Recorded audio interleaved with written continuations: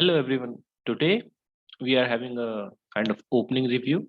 This is going to basically the England Gambit. Uh, it's a very nice gambit for black. It's basically against Queen's Indian. ज़्यादा expectations मत रखना इस opening से. I mean, not good for tournament of course. Quick fun opening with history. If I go for like why I played it, so 2015 or 16 I started playing it. uh, Not for tournament of course, like it's a fun opening. You can play it against your friends for a 3-minute match or 2-minute match. It's gonna be fun. uh, so let's begin. So it starts with, like, it's basically when your opponent starts and plays d4. So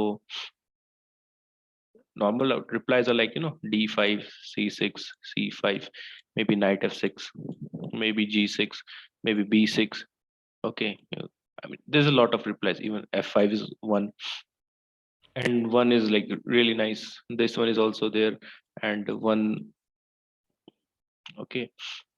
This is a nice secret opening. You can use this also. I'll try to make one video in future regarding this also. It's a nice idea to, I mean, to counter the blacks c5 pawn with your b5. I mean c4 with your b5 pawn. Uh, and you just take, and then the game begins. You go here, then it's a nice opening. I'll try to make another video on it soon. So, but today we are going to see the reply which your opponent may not expect. I mean, since you are playing against someone as a friendly game, so it's fine. You can take risk, right? E5. Now, of course, white has many options. He can take. He can play this. Anything. Anything is fine.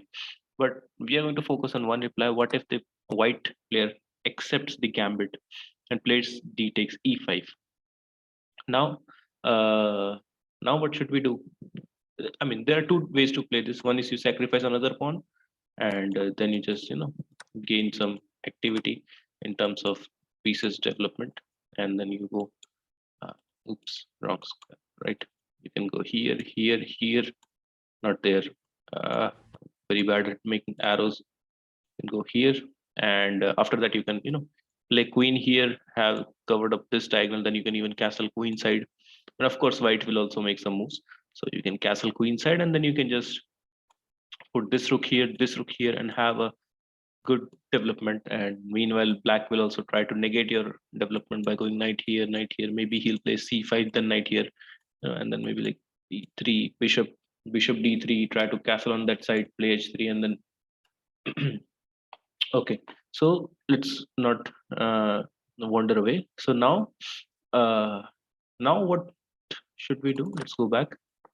So the main line that we are going to look at, it's going to be a knight c6. We are attacking the pawn.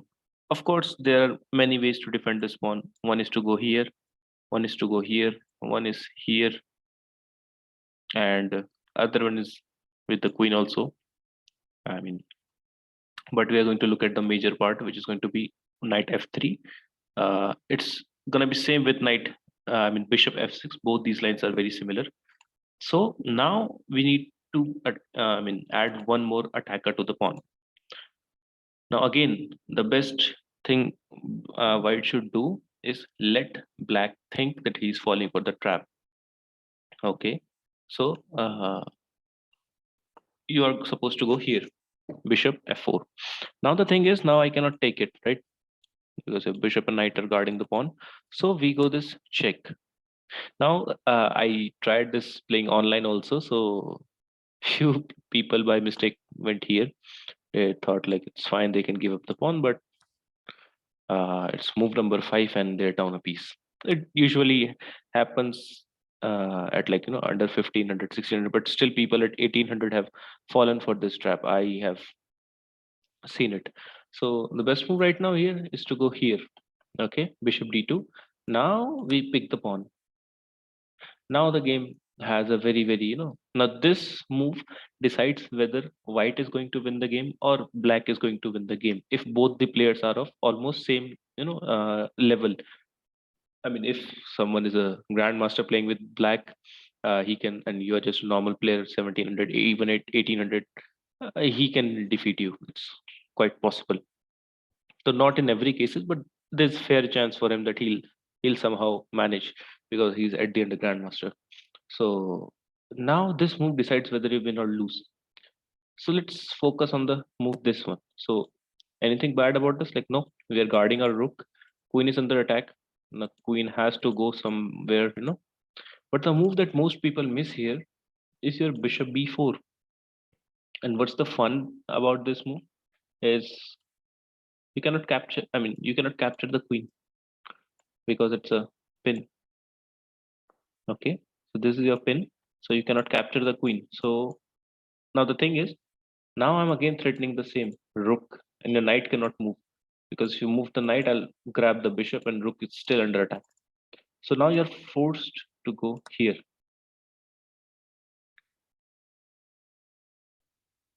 Or I mean, of course, if you take it, then I'll just take the rook, and the things are same. Your bishop is under attack, and so okay. I mean, your bishop can of course go back. Then I'll just simply grab the pawn, and I'm up in exchange. Okay, with a fairly simple position. I mean, if I want to play this position a bit more, then maybe you can go here. I'll develop the bishop here, or maybe d2. It doesn't matter actually. I'll just castle. You'll castle, and at the end, the position seems fine, but it's like minus 3.1 for black because you are just up two rooks and a pawn. Not two rooks. What I'm saying, you're up one rook and one pawn. Basically a two material up. So the so now white's move is this. Basically, now you are saying that, come on, dude. Now I'm threatening to capture because the pin is gone. Now I'm threatening to capture this way. The plan is basically capture here, to capture there, and just take it back somehow, or maybe just win the bishop. That's easier. But still, uh, now as you can see, it's almost winning for black. I mean, even if you take, I mean, you cannot. Oops. Yeah, since it's black to move right now, so the white's plan is very simple. He's like threatening to take and maybe somehow defend everything. So now what black has to do is capture it. Okay, you can take it with knight and lose your rook, or you can capture it with your queen and defend everything, right? Wrong. This leads to mate in one. So this is your move number 7, in which black can just win. Let me take you back again. d4, e5 takes, knight f3, queen e7, bishop f4, queen b4 check, bishop comes back d2, queen takes b2, bishop c3, and bishop b4. Okay, now if your opponent takes your bishop, you win the rook. If he does not take your bishop, you anyway win the rook. Okay, now the best move that your opponent will try to do is go here, though it's like the best move is basically just give up your exchange. Okay, just take the bishop and then let him take your rook, and then you can just come back and it's fine, not bad position. But the worst case scenario is going to be, I mean, of course it's also a losing position for white, but sometimes people go this way. I mean, you won't believe, but I mean, if the position goes up to this move, bishop comes here, after this 99% of games that I have seen, I mean, I have faced myself, this move is the most natural one, and then you can just win. Okay, now this one was for black. Okay, let's flip the sides.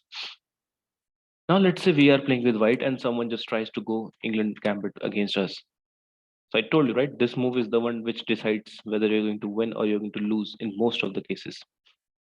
So rather than defending with your bishop, you're supposed to defend it with your knight. Okay, now this rook is guarded with the help of your queen, and your queen now it's in trouble because now this, why? Because this rook comes here, this knight is guarded, this pawn is guarded, queen is gonna stay away, then this knight is just gonna jump in, targeting the queen again. The queen again has to move, and the funny thing is, I mean, let's say if white makes any random move, you go here, queen is forced to go here, now you go here, excuse me, yeah, now you go here, and now the queen is attacked. Okay, and the funny thing is, wherever queen goes, wherever, okay, here, it can't go here. I mean, it can go here, it should not go here, but queen a4 or queen a6 or maybe queen here or maybe queen even back to your e7 square. This knight fork is coming. Knight takes c7 and you fork the rook and you just win the rook plane. It's just a free piece there, can't do anything. So let's come back now. Okay, so a knight here is the best move. Now the move that's played is like you go here, but again it doesn't matter because I'll go here again. Okay, rook b1, wherever you go, just knight just comes in and you just go there. Now why is this move here? Because if I go this way and this way, now you can defend your pawn. Now you can defend your pawn. Okay, otherwise previously when the bishop was not here, it was there, you could not go here because of the bishop on d2, the square of queen a5 square was covered. So now you go here and now the best move for black is, I mean, you can of course save your queen now, but then the thing is, this is the main variation. Okay,